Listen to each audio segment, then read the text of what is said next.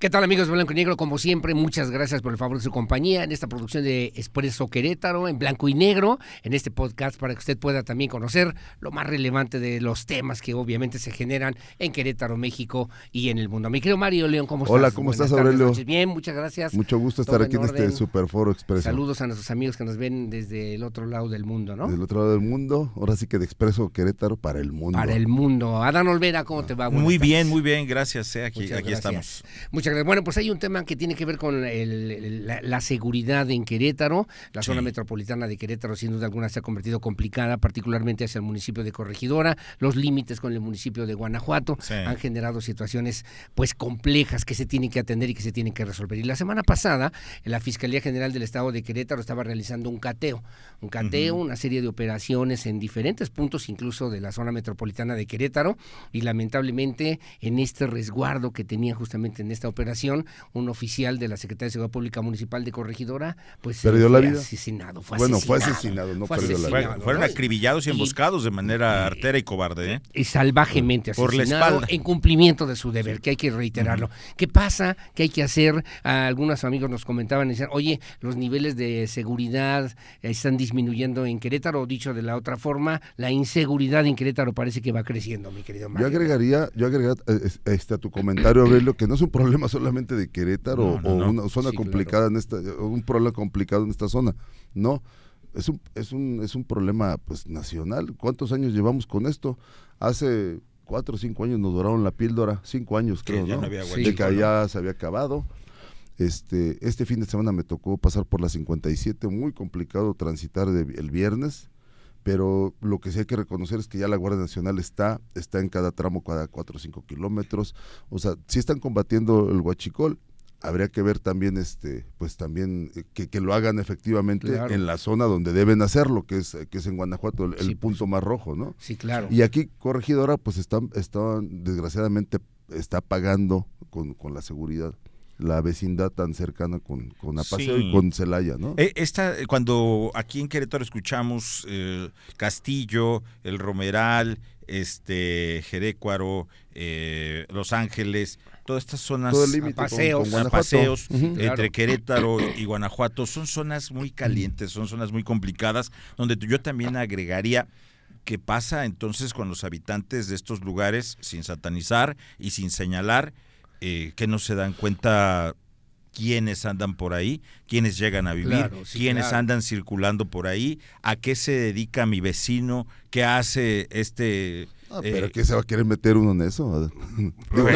Está infestado de todo ese tipo de actividades. Un habitante de Castillo, de toda esa zona, incluso de Ceja de Bravo, de todas esas comunidades, pues ¿qué se va a querer meter con estos malosos, no? O sea, más bien yo creo que es trabajo de la autoridad, hay que decirlo, de este lado y del lado de Guanajuato. Pero imagínate, en este operativo que llevaba a cabo la Fiscalía General del Estado de Querétaro, yo tengo aquí algunos datos, 10 personas detenidas nada más ahí. En este mismo operativo, imagínate, 48 vehículos que obviamente incautó la Fiscalía General del Estado de Querétaro, además de carros tanques. Esperemos que no salgan al tercer día, ¿no? Sí, también esperamos pero es la historia no de Querétaro, es la historia nacional.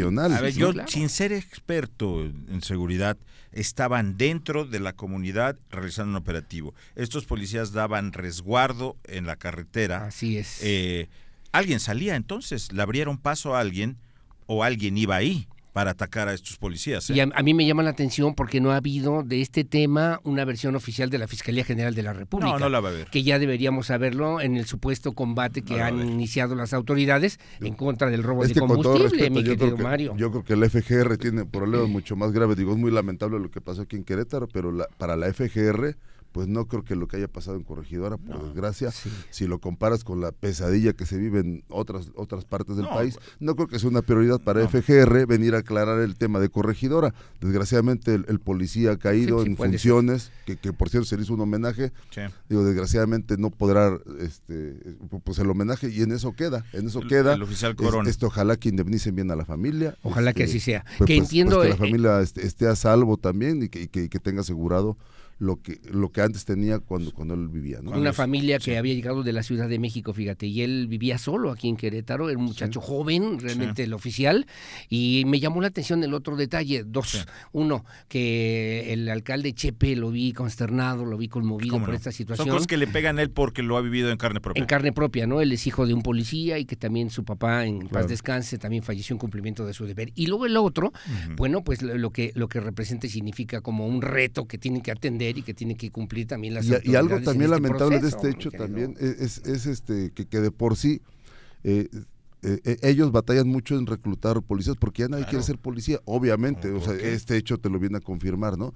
Sí, actualmente se batalla mucho para formar un policía, primero para reclutarlo y luego para capacitarlo, ¿no? Porque muy poca gente quiere ser policía y estos hechos lamentablemente pues abonan al descrédito de la profesión, ¿no? Y para que muchos papanatas salgan con que no, es que todos los policías son corruptos y todos están metidos. No, bueno, pero hay mucho papanata que lo dice. Pero que entonces no tengamos policía, ¿o qué? O sea, es lo que quisieran muchos. Que ahí había que agregar que y se juegan la vida todos los días. Que Querétaro es, si no el único de los pocos estados, para no exagerar, que todos los policías, tanto estatales, de la Fiscalía y municipales, están y han pasado por el examen de control de confianza. Yo sé que mucha gente piensa, o incluso también nosotros hemos llegado a pensar que no es cierto, que a lo mejor que la policía de Querétaro social, pues nada es ideal en este mundo, mucho menos en México. Sí, claro, claro. Pero bueno, de eso a desacreditar el oficio o el trabajo de una persona que además perdió la vida en funciones, creo que es muy injusto y por decirlo menos injusto. Sí, ¿no? Hay cosas tan mezquinas y tan ruines que empezaron a soltar un asqueroso rumor de que estaban desarmados estos policías municipales y que fueron atacados. ¿Pero con qué fin era ese rumor? Pues, hay mucho desgraciado en esta vida, hay mucho hijo de toda su... claro. O sea, pero para decir que el Estado o el municipio no los tenía... Que no había una capacitación adecuada, que no había un protocolo, que no se había seguido, que el oficial debió haber estado, yo también leí esa parte, fuera de la unidad, a pie a tierra, como le llaman, y que debió haber estado atento, o sea, que alerta. Bueno, pues habría que ver también si en Guadalajara o en Veracruz, donde también están estas personas, o en cualquier Zacatecas. Hay mucho papanatas que se siente experto en materia de seguridad y hay muchas cosas. Es que si hubieran, pues no fue así, les llegaron por atrás, perdón. Claro, sí, claro. O sea, y un ataque así es imposible de prever, ¿no? Sí. Vi al gobernador que también se vuelve a solidarizar con Chepe Guerrero ahí en Corregidora, pero en el entendido, ¿no? De que para el gobernador obviamente significa pues un dolor, una situación que consterna a la sociedad queretana, pero también que indigna también a las mismas autoridades. Indigna a mucha gente que dice que la seguridad y mucha gente que dice qué está pasando en Querétaro. Pues ¿qué está pasando? Para empezar, si tú eres de los que compras guachicol, pues deja de comprarlo. Si tú eres el que le compras al dealer de la esquina ese polvito o esas chochitos, pues deja de comprarle. A mí me dijeron, este fin de semana me decía alguien, no hablen de esto que pasa en Querétaro, en la tienda de la esquina y todos saben, los taxistas saben dónde venden mota y todo el mundo lo sabe. Si vas en la carretera y ven luego y se ve el guachicol, y pasa la policía, la Guardia Nacional, pasa enfrente, ¿qué hacen? Ahora, ¿será que el crimen, lo que se oye muy fuerte, que el crimen organizado, que estos grupos criminales quieren asentarse en Querétaro? Pues seguramente, seguramente. Incluso el gobernador se refirió ayer porque también hubo un informe de México Evalúa también muy duro sobre Querétaro, diciendo que estaban intentando asentarse aquí, y el gobernador ayer reaccionó a esa nota que publicamos el domingo en el diario Querétaro, y él reaccionó diciendo que se han intentado y que van a seguir intentándolo, pero que ellos han trabajado exitosamente para sacarlos o por lo menos para detenerlos, y que van a seguir haciéndolo, ¿no? Digo, no esperábamos menos en declaraciones del gobernador ante este hecho y ante este informe, y pues yo creo que también hay que medirlo en su justa dimensión a nivel nacional, cómo está el problema, recordar que es un problema, el tema ahí principalmente es huachicol en esa zona, y eso es un tema también federal que lleva años no solamente con Morena, también con el PRI, antes con el PAN. Completos, mi querido Mario. Varios sexenios. No se ha podido resolver. Bueno, pues el tema está ahí sobre la mesa. Me parece que el tema de la seguridad va a dar mucho de qué hablar rumbo al 2027, de lo que van a tener que atender y cuidar las autoridades municipales. Y lo que es lamentable es que se politiza esto, ¿no? También. Bueno, pues es que no falta. Finalmente no resuelve nada politizarlos, nada más se critica. Está bien, digo, yo entiendo que los de Morena critican a los del PAN criticarán a Morena en los estados en los que pasa, que son muchos más. Yo creo que ahí sale perdiendo mucho más Morena porque gobiernan más estados, gobiernan 23 estados, ¿no? Y muchos de estos están calientísimos, ¿no? Bueno, déjeme hacer una pausa, hacemos una pausa, señores, gracias, si no tiene inconveniente. Gracias, estamos en Expreso Querétaro, el podcast que nos puede seguir. Blanco y negro, que nos puede seguir en todas las plataformas digitales. En Cuadratín, en Diario de Querétaro, en Mario León, en Aurelio Peña, en 24. Pero que sea nuestro canal, ¿no? Sí, por supuesto, que nos siga en esta producción, además a través de la plataforma de Expreso Querétaro. La pausa y volvemos. Gracias.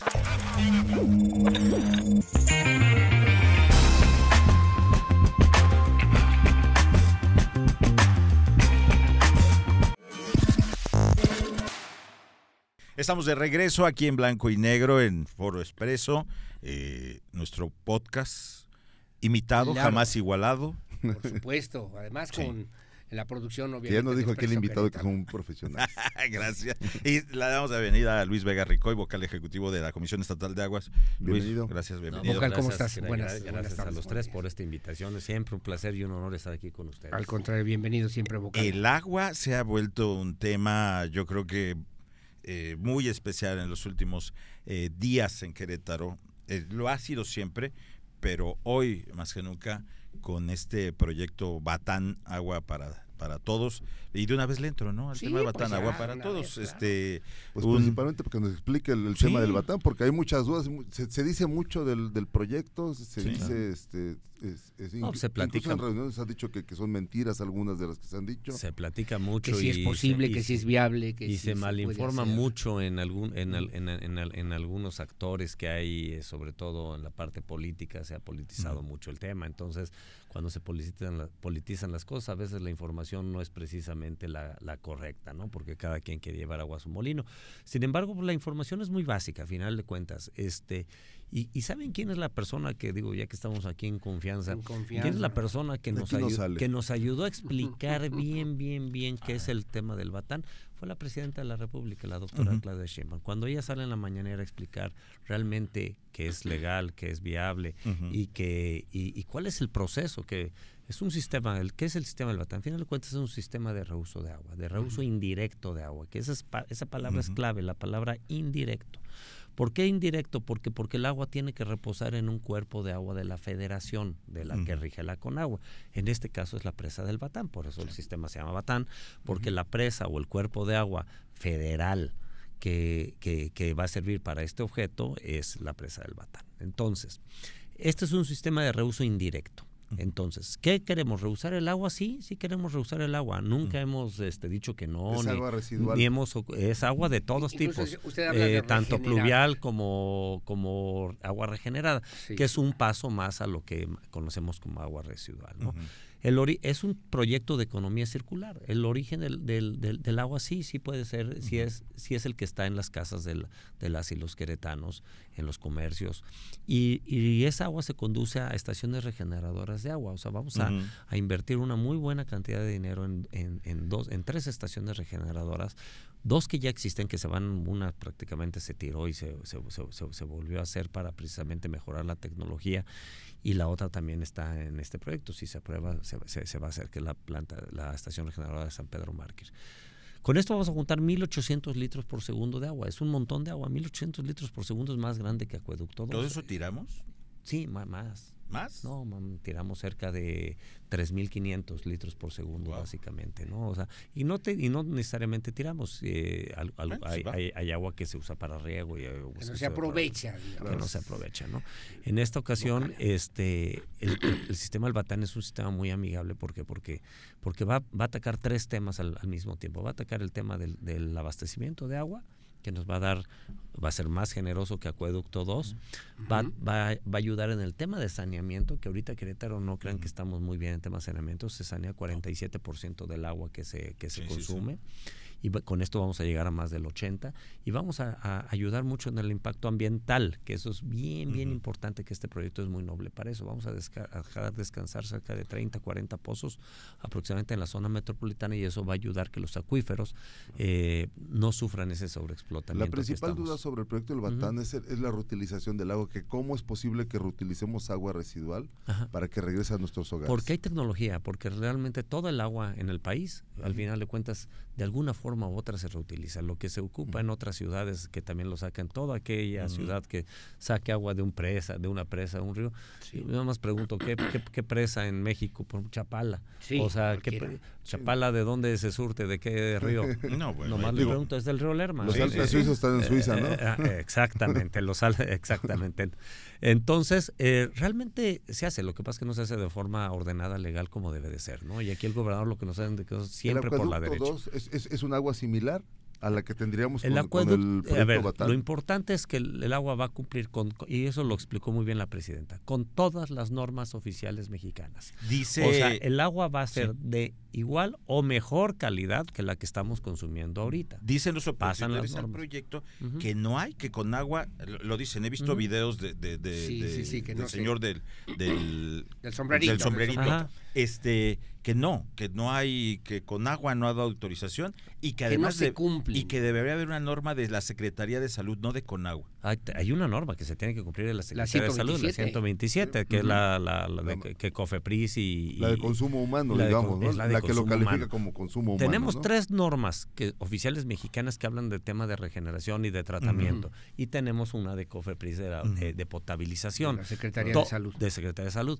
Todas se tienen que cumplir. No es negociable no cumplir la norma. No es negociable. Si no cumple una, no puede no hay proyecto. Si no se cumple una, no hay proyecto. Vocal, pero no sería bueno, breve, en un minuto, poder explicar en qué consiste el proyecto, porque mucha gente dice, la presa del Batán, yo voy ahorita, está llena de lío. Sí, no, el proyecto consiste realmente en poder regenerar el agua que consumimos todos los queretanos, trasladar esa agua, conducirla en un acueducto de cerca de 18 kilómetros, tubería básicamente, hacia un arroyo cercano a la presa del Batán. El agua se desemboca en ese arroyo pasa por un humedal, que es una solución basada en la naturaleza, que no es otra cosa más que otro filtro de agua también para poder filtrar de forma natural el agua, y el agua ahí se va a diluir con el agua pluvial que tiene la presa. El agua que tiene la presa del Batán es agua producto de las lluvias, y va a tener un proceso de dilución. Ahí va a reposar, como dijo la presidenta, un cierto tiempo, un poquito más de mes y medio aproximadamente va a reposar, va a tener un proceso de dilución y después va a ser extraída en una obra de toma y se va a potabilizar, se va a hacer una potabilización con tecnología también de última generación, como realmente con la mejor tecnología, y no es una sola tecnología, son una combinación como de 4 o 5 membranas, ósmosis, carbón activado, ultravioleta, ozonificación, no sé si ya lo dije, varias tecnologías al mismo tiempo, y eso tiene que asegurar, y eso, si no habría proyecto, que la calidad que vamos a después ya distribuir tiene que ver controles, evidentemente, controles sistematizados, automatizados en tiempo real acerca de la calidad del agua, y tenemos que garantizar. ¿Y quién va a garantizar? Nosotros, el Estado. El Estado es el garante, el que va a garantizar. ¿Cuánto tiempo tiene que pasar de que llega el agua a los colectores, pasa después por el humedal, llega a la presa del Batán, de 2 meses y luego llega a la planta potabilizadora? Un par de meses. Un par de meses. Es un proyecto que obviamente está considerado de esa manera, pero la parte técnica como que no ha quedado claro para muchos, y se han generado también pues muchas especulaciones al respecto, Vocal. ¿Qué hay que decir desde la parte técnica? Porque no ha habido técnicos que expliquen de qué se trata este proyecto. No, realmente, porque al final de cuentas, por más que hemos explicado más o menos la parte técnica, pues la gente de oposición o no le entiende realmente a la tecnología y realmente dicen agua de drenaje, ¿no? Y de ahí no sale. Mencionaba esto en alguna reunión informativa que Acueducto 2 es algo similar, o sea, Acueducto 2 actualmente es el proveedor del 50%. Del 40%. Del 40% 50% que pero son proyectos diferentes, ¿no? Son proyectos diferentes, claro. Y que van a convivir en el tiempo. Pero Acueducto 2 funciona actualmente, o sea, digamos, el agua que consumimos actualmente viene de Acueducto 2. Sí, que es un... ¿Qué tanta diferencia va a haber en la calidad del agua de Acueducto 2 con la del Batán? A ver, el agua de Acueducto 2, cuando nosotros la extraemos del manantial, no es agua potable. O sea, pasa por un proceso de potabilización. Viene de la presa de Zimapán, Viene cerca de la presa de Zimapán, en un manantial que nace precisamente muy cercano, justo en la frontera con el estado de Hidalgo, cerca de la presa de Zimapán. Y que recibe las aguas de la Ciudad de México. Pues ahí se los dejo. Sí. El río Tula, el río Moctezuma. Del río Tula, se convierte después en el río Moctezuma. El río Moctezuma nace después de la presa de Zimapán. Y el proceso es un proceso de potabilización. ¿Lo hacen ustedes también o lo hacen con agua? Nosotros potabilizamos. Pero eso es traer agua. La potabilizadora de Acueducto 2 está en la comunidad de San Javier, en el municipio de Cadereyta, ya entre la Cabecera y Bizarrón. Ahí está, la potabilizadora, es una potabilizadora que puede potabilizar 1.500, 1.600 litros por segundo y funciona todos los días, 24 horas al día esa potabilizadora. ¿Por qué sí es tan favorable ese proyecto y puede servir para resolver la crisis hídrica que se avecina en varios estados de la República, particularmente en Querétaro? ¿Por qué hay tantos negativos? Pues por la desinformación, yo creo, por miedo. Sabíamos, en los países en que esto ha sucedido también ha habido una resistencia. La resistencia al cambio social es natural, o sea, no es algo tampoco nuevo, que no sabíamos que íbamos a enfrentarnos a ciertas resistencias. Evidentemente estas resistencias, cuando se le suma una carga política importante, pues lo hace un poco más ¿Se ha politizado? Sí, se ha politizado. ¿Y es la mejor opción que tenemos hoy por hoy esta? Sí, yo creo que es la mejor opción porque es como mencionamos en un proyecto, matamos 3 temas importantísimos, que es el abastecimiento, el saneamiento y ayudamos al medio ambiente. Cualquier otra nada más arregla a lo mejor el tema de abastecimiento, por ejemplo, y no arregla el tema de saneamiento. Y otra crítica ni arregla el tema de medio ambiente. Es el alto porcentaje de fugas, que yo tengo entendido que no solamente ese problema existe solamente en Querétaro, existe en la Ciudad de México, etcétera, de que se tira muchísima agua en la red, por fallas en la red, por lo vieja, por falta de mantenimiento, por falta de inversión, porque también los gobiernos han retrasado las inversiones. Sí, porque no se ven. En eso, porque no se ven, porque no genera votos, ¿no? O sea, literalmente, ¿no? Pero aquí en específico el proyecto Batán critican mucho que, por ejemplo, la semana pasada tuvimos aquí a la senadora Beatriz Robles, que comentó, dijo, pues deberían primero de arreglar el problema de las fugas en lugar de arreglar el problema de irse a un proyecto como el Batán. Pues ella nos dijo. Sí, la bronca es que no sabe lo que es la dimensión de lo que es arreglar 3.500 kilómetros de red en el tema de fugas. En el tema de fugas, evidentemente, traer más agua para tirar más agua no es negocio. Actualmente es como de 50%, ¿no? Cerca del 40 ¿Y eso va a quedar resuelto paralelamente, digamos, con el proyecto del Batán? Se trabaja año con año, precisamente el tema de fugas. Ahorita la instrucción del gobernador es que arreglemos las fugas en menos de 24 horas. Más del 90% de las fugas ya se están arreglando en menos de 24 horas. Ironía, prometer que no va a haber prometer que no va a haber fugas no es... Eso no tiene caso. Pero hay otra cosa, Vocal. Las plantas tratadoras de agua que hoy existen en Querétaro, casi ninguna funciona. ¿O hay alguna que esté funcionando? Sí, claro. Esta, por ejemplo, la San Pedro Marte funciona bien, por ejemplo. ¿Cuántas? Hay muchas. Hay muchas plantas, muchas particulares. La sur es la que estamos ahorita interviniendo para que funcione no funciona muy bien. La de Corregidora. No, pero es la que estamos interviniendo ahorita ya. Para que sea parte del proyecto Batán. Es correcto. Y ya le estamos metiendo la tecnología. Nos vamos a ir a un corte. Dispénsenme que los interrumpa, pero tenemos que hacer un corte, ¿no? Ya regresamos con más aquí en Blanco y Negro. Sale.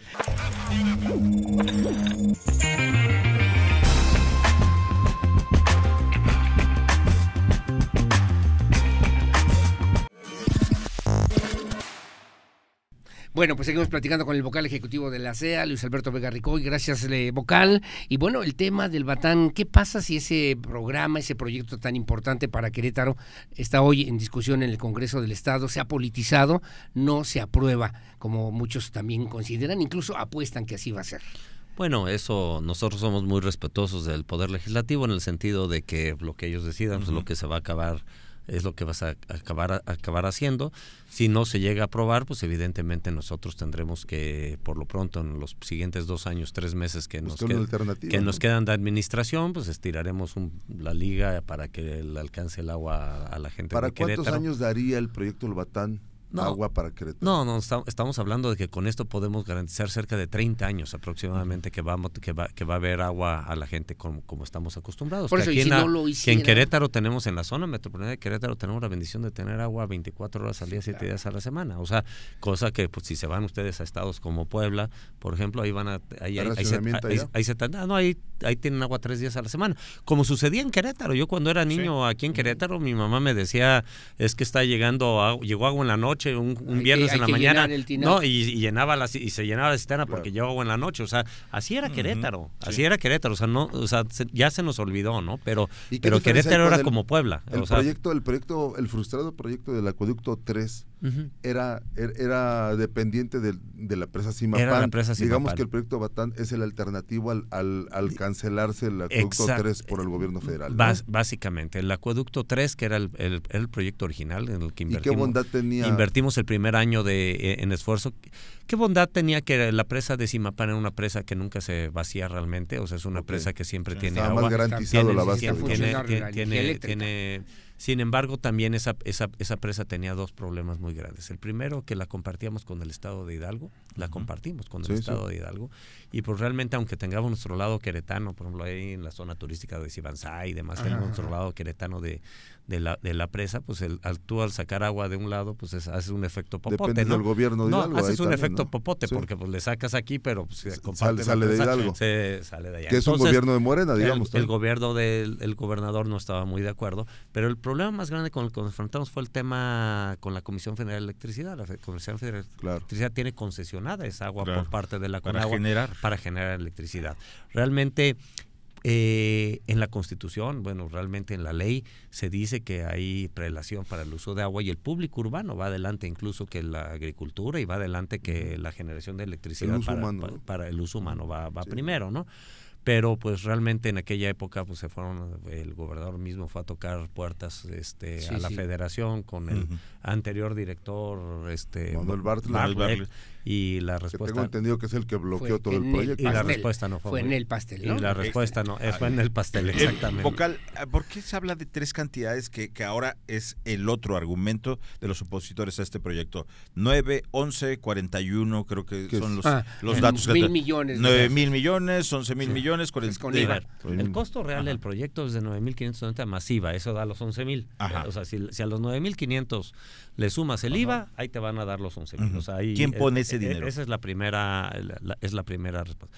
Ese dinero, eso es lo que costaría el proyecto si nosotros tuviéramos el dinero constante y sonante en una sola exhibición. Si la federación hubiera puesto el dinero, aquí están. Que la federación no ha puesto un peso para ese proyecto. No, y nos dijo que no va a poner, que no hay recurso para este proyecto, ¿no? Entonces como dijo, para la carretera, para pero bueno, pero es una realidad. Al final de cuentas, fue muy clara la presidenta. Ya no vale quejarse, digamos que la realidad fue muy clara a la presidenta, se le plantearon a la presidenta las opciones. El gobierno estatal ahorita no cuenta con esa cantidad y a la presidenta se le dijo cuando se le presentó el proyecto y se pidió el apoyo financiero para la ejecución del proyecto. Y la presidenta dijo que no, pues la otra opción era, al final de cuentas, una asociación público-privada. O contratación de deuda local. Lo que pasa es que no nos da el techo para la contratación de la deuda. No era opción. Por eso es que dice el gobernador, si Gilberto Herrera nos trae 11,000 millones de pesos, hacemos el proyecto con dinero propio. En la pregunta de Adán, ¿ese dinero lo pagaría el gobierno del estado? Lo paga la Comisión Estatal de Aguas. Y aquí es algo bien importante. Este proyecto es sustentable financieramente. Los modelos financieros, todos por el mismo crecimiento que tiene la población y demás, el modelo financiero da para que no haya un incremento en la tarifa de agua. Esto es bien importante. No va a subir. No. El gobierno del estado no va a pagar por esto, lo va a pagar la Comisión Estatal de Agua. Somos parte del gobierno del estado, claro está, pero somos una entidad paraestatal, ¿no? Entonces, pero también el usuario lo va a pagar, Lo paga el usuario, pero sin incremento en el costo del agua. Pero ¿cómo hemos pagado el Acueducto 2? Como lo está pagando Acueducto 2, como paga Acueducto 2. Ahorita tú en tu casa, todos en nuestra casa, que pagamos un recibo de agua de la Comisión Estatal de Agua, estamos pagando Acueducto 2. Entonces estábamos hablando del tema del APP. El APP realmente es un esquema financiero que se hace en otras partes de la República y, por ejemplo, y también para temas de agua en Baja California, una desalinizadora y demás es con sistemas APP, ¿no? Entonces es la alternativa que realmente tenemos, porque si no tenemos el dinero disponible, esta es realmente una necesidad básica que realmente sí impacta en la calidad de vida. Implica endeudamiento entonces, ¿no? No está considerada la APP como deuda. No, fíjate, como deuda. no. Al final lo fondea y eso lo dice la USEF, que es una institución de la Secretaría de Hacienda. Es realmente como una obligación. Digo, por decir algo, es como si estuviéramos, tu hijo va a la escuela. ¿La colegiatura es una deuda o es una obligación de pago al final del día, no? Al final de cuentas no es una deuda. Las mamás dicen que es obligación. No, pero si sale tu hijo de la escuela y ya no tienes una deuda, no contrajiste una deuda con una institución y pagas un servicio, pues. Pagas realmente un servicio. Ahora, el objetivo del Batán, del proyecto Batán, es garantizar. Aurelio, perdón. Dime. ¿Cómo llegamos a los 41,000 millones? Sí, porque es una matemática muy fácil. La misma legislatura, las reglas para nosotros poder presentar el proyecto a la legislatura indican que tienes que poner el costo total del proyecto a través de los años, incluyendo mantenimientos. Los 30 años de operación, digamos. Incluyendo mantenimientos, incluyendo muchas cosas, ¿no? Incluyendo inflación. El costo financiero. Es para que lo entienda la gente, es como si compras una casa de Infonavit. La casa a lo mejor cuesta... Carísimas, por cierto. Bueno, vamos a poner para números cerrados. Pasan 15 años y todavía no los pagas.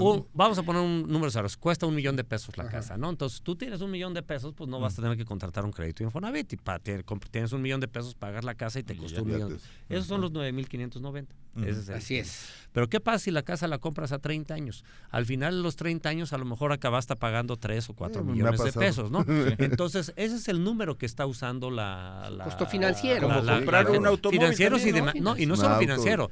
Y no solo financiero, de mantenimiento, de operación. Así me pasa con las vacaciones de 3, 4 años, todavía las debo. De reposición de infraestructura, porque la infraestructura tienes que reponerla en cierta cantidad de años porque tiene una depreciación. O sea, todo está calculado en el modelo. Y sí se estarían asegurando 30, 50 años de claro, agua. por eso necesitamos que haya todo eso incluido para que cuando al final del periodo pase a ser propiedad del gobierno, para propiedad en este caso de la Comisión Estatal de Agua, de la sociedad queretana, de las y los queretanos, que al final de cuentas fueron los que pagaron el agua con sus recibos mes a mes, aunque no les vaya a subir el costo y del pagaron agua, la infraestructura. Pagaron la infraestructura, va a ser de ellos, que la infraestructura en ese momento esté en óptimas condiciones. En una reunión informativa tú comentabas que Acueducto 2 se acaba de pagar en el 27. En el 27. En el 27, o sea, digamos, lleva 20 años pagándose el Acueducto 2. Por eso el actual sistema. Llevamos los ciudadanos. Llevamos pagándolo. Llevamos todos en nuestros recibos de agua, ¿no? Entonces va a acabar de pagarse en el 27 y empezaría el Batán. Y por eso también el Batán empezaría en el 28. Entonces, por eso,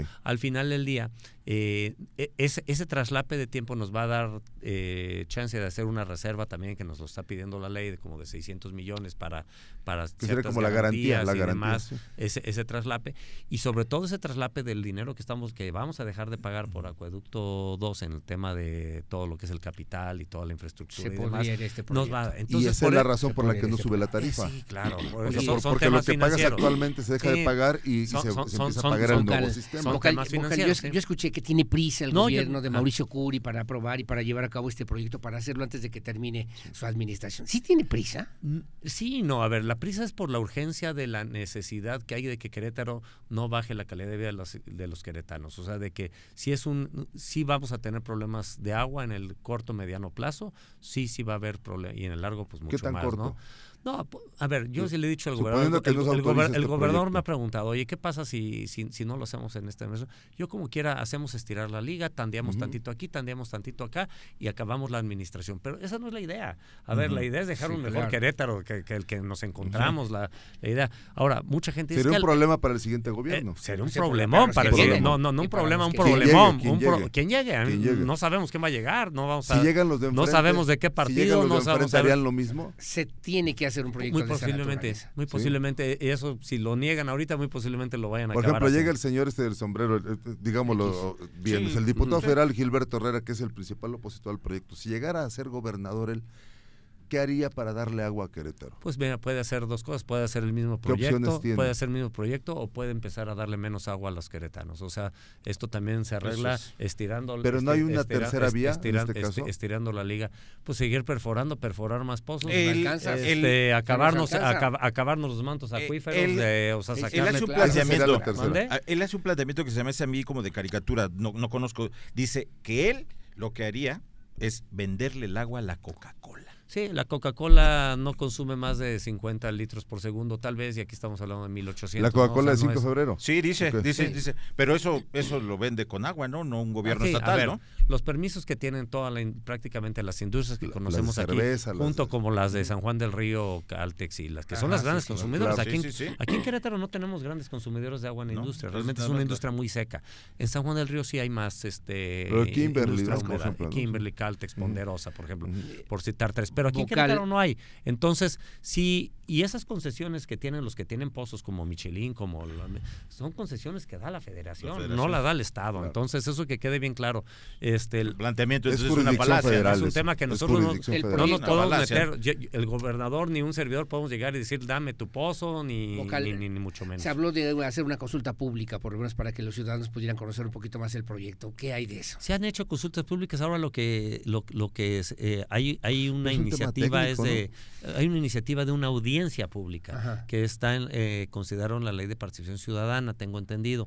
He estado en pláticas con el secretario Toño Rangel que lleva esa parte y es muy probable que sí se vaya, lo marca la ley. Entonces, ya urge, ¿no?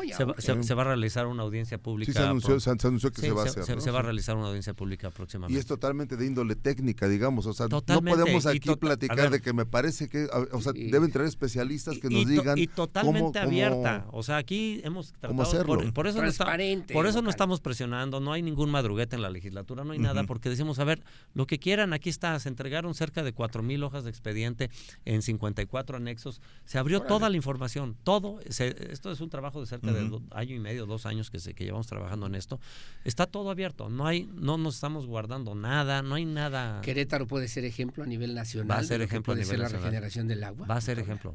Si los diputados nos dan primero que lo aprueben, ¿no? Sí, por eso, pero puede ser. Va a ser, porque vamos a ser pioneros en hacerlo de la forma correcta y como debe de ser.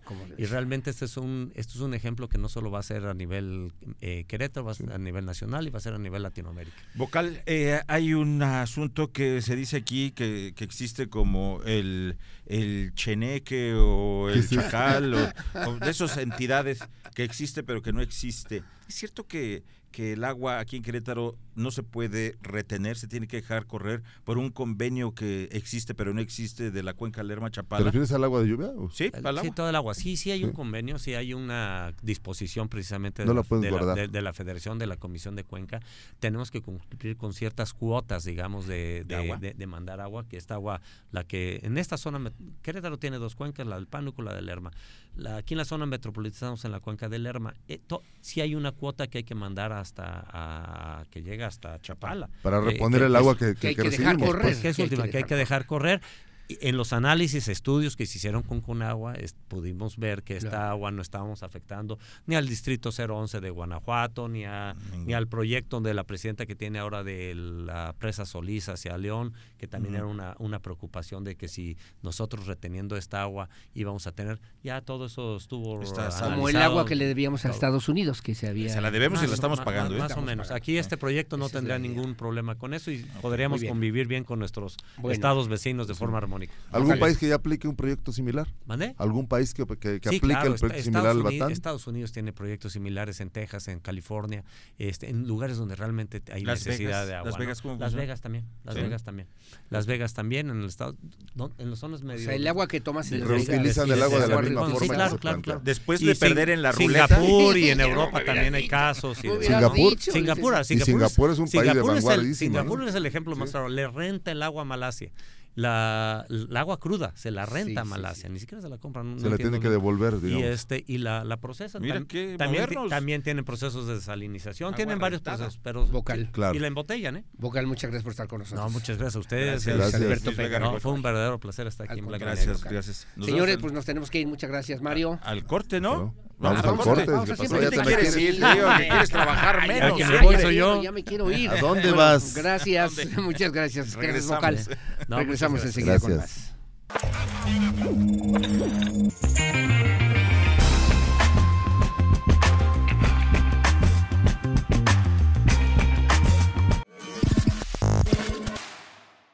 Estamos de vuelta en el último bloque aquí de Blanco y Negro. Nos queda poco tiempo. El tema de la ley de protección animal que presentó el gobernador, que anunció ayer y que va a presentar próximamente.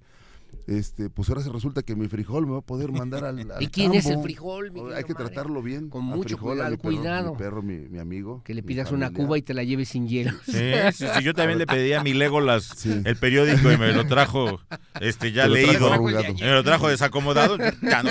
Ya si le hago algo. Sí necesitamos una ley de protección animal. Yo creo que ese es el mensaje que manda. Yo creo que es un tema muy empático con muchísima gente, que se ha vuelto importantísimo. Yo creo que ya hay más mascotas que niños prácticamente. ¿No? Sí, claro. Es un sector que hay que cuidar, yo creo también, y es una clientela política, también hay que decirlo.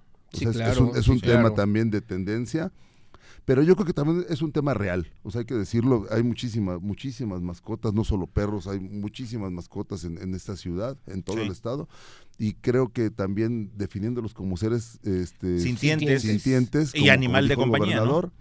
Y además elevando las penas también, porque hay dos casos recientes, ¿no? Sí, claro, que los vimos en Expreso Querétaro, por cierto. Un cuidador en Corregidora y el caso de unos empleados de protección animal del municipio de Querétaro. Que fueron despedidos, ¿no? Sí, fueron despedidos. Sí hubo tal, sí fue de esa manera, que hubo por ahí algunas... Lo del cuidador de Corregidora, ese sí queda claro, cómo maltrataba a los animales, pero lo otro no lo sé. Lo que yo creo que es importante aquí resaltar es que se haga conciencia a través de esta ley que tener un animal de compañía implica una responsabilidad. No es de que lo vas a lanzar a la calle, no es de que no le vas a dar de comer, no es de que lo vas a poner en un espacio que lo vas a traer en la azotea, apto en la azotea abandonado, que los vas a vender, que vas a hacer una serie de cosas que no se deben de hacer. Es una responsabilidad que se va y cada año tenemos videos escandalosos sobre ese tema, cada año tenemos. Y ¿Se acuerdan que hace varios años, por ejemplo, un fulano que grabó ahí al vecino, alguien grabó a un fulano, a un cavernícola cortándole las orejas a un pitbull o algo así? ¡Qué horror! Cada año tenemos varios videos, varios casos de crueldad contra los perrito animalitos. Que apareció en la bolsa que daban cuenta también. De las redes pero bueno, sociales, que perdió un ojo, en fin, hay un desmadre. Es mayoría perros y gatos, pero hay otros animales, por ejemplo, caballos. Son sometidos a tratos también crueles, por decirlo. Hay tateviates que dejan al caballo ensillado horas. Y eso para un animal, eso es maltrato. Sí, claro. Eso también se va a tener que legislar y perseguir, porque un caballo no puede estar ensillado, no lo puedes transportar ensillado. Ya ni uno tampoco. Ni uno. Oye, o los que tienen un perrito en un balcón, o los que tienen un perro también en una situación donde no es adecuada. O un gato, ahí en un espacio indigno, o un no sé. ¿Y qué va a plantear la nueva iniciativa? Castigos y conciencia. Que tiene que haber responsabilidad de que obviamente se tiene que cuidar y atender y con dignidad a cuidar esas mascotas, ¿no? Y eleva las penas, ¿no? Sí. Y que Querétaro sea símbolo de decir, si vienes a Querétaro, cuidado con las mascotas porque las tienes que cuidar, ¿no? Y creo que de ahí, también el término mascota se cambiaría, Animal de compañía. Animales de compañía. Sí, ya no, el mascota, digamos que ahora con todo esto que va cambiando los lenguajes, que ya no le puedes decir ya como le decía yo a Mario, ya no le puedo decir. ¿Y por qué me sigues diciendo? Sí, entonces son los términos, ¿no? Sí, claro, pero el mensaje es ese, cuidado con los animalitos, cuidado con los seres sintientes y que al mismo tiempo pues hay penas para quienes no traten bien a estos seres sintientes. Yo sé que hay gente que va a minimizar la iniciativa porque a lo mejor no toca, digamos, un gran tema o una abstracción como a mucha gente le gusta, ¿no? Pero es un tema real, es de calle, es de casa, es cercano a la gente además. Y yo creo que sí hay mucha preocupación, sobre todo, insisto, porque cada vez encontramos más casos de crueldad contra los animales y pues está reaccionando para un tema real, ¿no? Había un señor en Álamos, en industrialización, en situación de calle, que traía de pelo largo, traía 5 o 6 animalitos Se los quitaron. ¿Se los quitaron? Y pedía dinero, dizque para darles de comer a los animalitos. Y no era cierto. Y no era cierto, lo detuvieron, lo sancionaron y ahora está solo y así nadie le ayuda, nadie le apoya también en nada. Pero es que él los amarraba, los maltrataba. Sí, los dejaba ahí en el sol horas. Sí, no. Bueno, para llevar, ¿qué traemos? Pues yo nada más quería comentar lo que dijo el diputado Ulises Gómez de la Rosa sobre el delegado de la Secretaría de Bienestar, que casi le dijo, es un florero, no sirve para nada. Hay temas importantes que tiene que atender, que tendría que estar informando. Se llevan pesaditos los de Morena, ¿verdad? Y además Edgar Insulza le dijo a Ulises Gómez de la Rosa, a este que señala el bienestar, que él ni siquiera es de Morena. Además, le dijo, ese ni de Morena y se refirió a Mauricio Hernández Núñez, así como diciendo, puta, este delegado no sirve para nada, no hace nada, no informa de nada, y además hay que referir que viene de una inercia también, bueno, estuvo la doctora Rocío Peniche Vera, muy cercana a Gilberto Herrera, y en primera instancia fue Gilberto Herrera. Y hay que decir Herrera, que Ulises se salió de Morena para irse al PT, ¿verdad? La fracción del PT. No sé, independiente, ya no sabemos. El chiste es que es de la Ulises 4T, pues, Ulises Gómez dijo, este señor es, haga de cuenta, el máximo florero que hay en la administración pública, en la representación en Querétaro, en la Secretaría. Imagínate tan importante que es para el gobierno federal la Secretaría de Bienestar, claro. mi querido Mario. Pues que le siga contando, porque yo sé de varios que son floreritos ahí. Hay varios floreritos, hay varios floreritos, sí. En gobierno estatal y federal y municipal. No, y varios, bueno. Varios, pero los delegados que iban a desaparecer, pues ahí siguen estando y ahora son hasta floreros. Son 58 delegados, más o menos, a nivel federal. Bueno, ¿qué más tenemos, mi querido Pues Mario? Este asunto de la estafa maestra de la UAC en la época... La mini estafa maestra. Estafa maestra. Bueno, pues es que hay que bautizar las cosas porque tienen más más punch, ¿no? Sí. Acuérdate que la Casa Blanca y que la ley espía, a todo se le bautiza para que pegue, ¿no? La ministafa maestra aquí, Eusebio Ventura, que era responsable de académico, doctor Eusebio Ventura, de vinculación tecnológica en la época de Gilberto como y proyectos rector especiales. Sí, salió a dar una conferencia y dice que él, que hay un autor intelectual y que él va a hablar ante la FGR. ¿Va a soltar la sopa? Va a deslindar las responsabilidades y que él se va a basar en hechos, no en dichos. No dijo que si le dan oportunidad, él se va a presentar a la FGR y va a aportar los datos. De hecho, se presentó de manera voluntaria. Pruebas y todo, porque pruebas. Entonces, este asunto de la UAC en aquellos años, 2020 que presentó Teresa García Gasca y el Contralor, pues ahí sigue caminando. Es uno de los 6 que han sido convocados por parte de la Fiscalía General de la República, comparecer y explicar qué pasó en ese tiempo de Gilberto Herrera Ruiz. Alguien va a cantar ahí, ¿no? Alguien va a tener que decir qué fue lo que pasó. Mi querido Mario León, ¿tú qué tienes? Pues con la llegada del nuevo secretario de Gobierno renacen las esperanzas de los antreros, restauranteros, sobre todo porque pues el nuevo secretario, Eric Gudiño, quiere hacer las cosas distintas o intenta, por lo menos en este inicio, quiere comenzar bien. Ya se reunió de nuevo con ellos, sobre todo los más castigados, o sea, el grupo que no era el consentido antes, y digamos que ya generalizó la reunión y hay esperanzas en el sector restaurantero que regresen al horario por lo menos de las 3 de la mañana en los antros, y también que se escalone de acuerdo al giro, o sea, que las cantinas cierren una hora, que el restaurante cierra otra, y que los centros nocturnos o discotecas tengan un horario el más extendido de todos, ¿no? Porque actualmente solo hay un horario, o sea, hay un horario máximo, o sea, te cierra lo mismo el que vende tacos con cervezas que el que tiene pomos. Y Lorena Muñoz decía que serviría también para que genere una derrama económica también importante para todos. Es un sector muy castigado y que hay que decirlo, también tiene, el tema de la generación de empleos creo que es importante, el tema de turismo, porque tenemos muy cerca San Miguel de Allende, no hay forma de competir con San Miguel de Allende. O sea, de por sí es difícil competir con San Miguel de Allende, ¿no? Y con esto, pues, mucho más, ¿no? Bueno, pues ahí antes está. De irnos, yo además, por favor. 2 nombres quiero dejar que hoy deben de estar, así...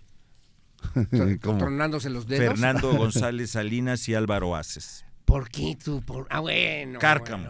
Bueno. 5 de febrero, bombas mal puestas. Álvaro Aces es el constructor. Álvaro Aces, ¿no? Pero Oscar García también. Pero lleva varias, es Álvaro Aces, ¿eh? O sea, ya lleva varias que se le han señalado. Que las bombas van abajo. ¿Y ¿de qué te sirve que el Contralor te diga, mira, es que aquí faltó, es que aquí falló, es que aquí no funcionó? Que lo sancionen, ¿no? Tenemos que ver que haya sancionados, ¿no? Porque quienes se frotan las manos cada que hay un charco. No todo es Zika. No. Quienes se frotan las manos cada que hay charco, pues son los opositores al gobierno de Mauricio Curi, ¿no? Bueno, esta vez hay que decirlo, no fue charco, sí se les inundó bonito. Alberca, pues. Sí se les inundó bien. Pero Cadereyta, ¿viste cómo estaba Cadereyta? Ah, también. Bueno, oye, si se inunda el metro de Nueva York. El otro Querétaro también se inundó, ¿no? El otro Querétaro también se inunda, ¿no? El metro de Nueva York se inundó. ¿Y qué más que me dices en Texas, no? Hasta patos, había patos ahí. Oye, que ya nos tenemos que despedir, señores. Muchas gracias, como siempre. Gracias en el foro de Expreso Querétaro. Gracias en Blanco y Negro en este podcast, mi querido Mario León. Saludos a Miguel Ángel Álvarez. Igualmente, abrazos, saludos, como siempre, en este espacio de reflexión y relajo y análisis y debate. Gracias. Que tengan buenas tardes y nos vemos en la próxima. Bye bye.